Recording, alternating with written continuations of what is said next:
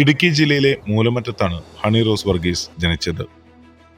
Cinema എന്ന സ്വപ്നവുമായി നടന്ന honey തന്റെ 14-ാം വയസ്സിൽ 2005-ൽ പുറത്തിറങ്ങിയ ബോയ് ഫ്രണ്ട് എന്ന ചിത്രത്തിലൂടെയാണ് വെള്ളിത്തിരയിൽ അരങ്ങേറ്റം കുറിക്കുന്നത്. തുടക്കകാലത്ത് വലിയ വിജയങ്ങൾ തേടിയെത്തിയില്ലെങ്കിലും തന്റെ പ്രയത്നം ഉപേക്ഷിക്കാൻ അവർ തയ്യാറായിരുന്നില്ല.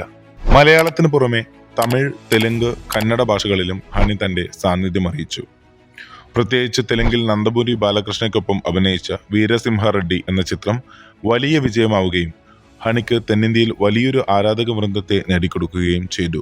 മലയാള സിനിമയിൽ തന്റേതായ ഒരിടം കണ്ടെത്തിയ നടി, അഭിനയ മികവ് കൊണ്ടും സ്ക്രീനിലെ സാന്നിധ്യം കൊണ്ടും പ്രേക്ഷകരെ വിസ്മയിപ്പിച്ച വ്യക്തിത്വം. വിനയൻ എന്ന സൂപ്പർ ഹിറ്റ് സംവിധായകൻ മലയാളത്തിന് പരിചയപ്പെടുത്തിയ ആ പെൺകുട്ടി ഇന്ന് തെന്നിന്ത്യൻ സിനിമയിലെ തന്നെ അറിയപ്പെടുന്ന താരമായി മാറിയിരിക്കുന്നു.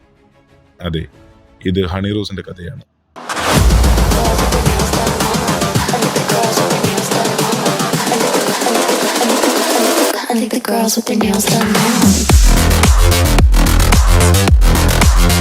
രണ്ട് പതിറ്റാണ്ടോളമായി സിനിമയിൽ സജീവമായി നിൽക്കുക എന്നത് അത്ര എളുപ്പമുള്ള കാര്യമല്ല.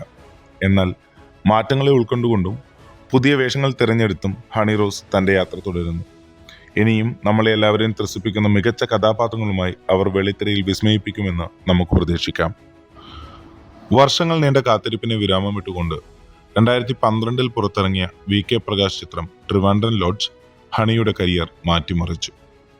അതിലെ അമല എന്ന കഥാപാത്രം ഹണി റോസ് എന്ന നടിയുടെ അഭിനയശേഷി പ്രേക്ഷകർക്ക് മുന്നിൽ തെളിയിച്ചു. പിന്നീട് ഹോട്ടൽ കാലിഫോർണിയ, 5 സുന്ദരികൾ തുടങ്ങി ശ്രദ്ധേയമായ നിരവധി ചിത്രങ്ങൾ അവരെ തേടിയെത്തി. സിനിമയ്ക്ക് പുറമെ ഇന്ന് ഉദ്ഘാടന ചടങ്ങുകളിലെ നിറ സാന്നിധ്യമാണ് ഹണി റോസ്. സോഷ്യൽ മീഡിയയിൽ പലപ്പോഴും സൈബർ ആക്രമണങ്ങൾ നേരിടേണ്ടി വന്നിട്ടുണ്ടെങ്കിലും അനാവശ്യ വിവാദങ്ങളോട് പക്വതയോടെ പ്രതികരിച്ചുകൊണ്ട് അവർ തന്റെ വഴിയിൽ മുന്നേറുന്നു. തന്റെ കഠിനാധ്വാനവും ആത്മവിശ്വാസവുമാണ് ഇന്നത്തെ വിജയത്തിന് പിന്നിലെന്ന് ഹണി വിശ്വസിക്കുന്നു.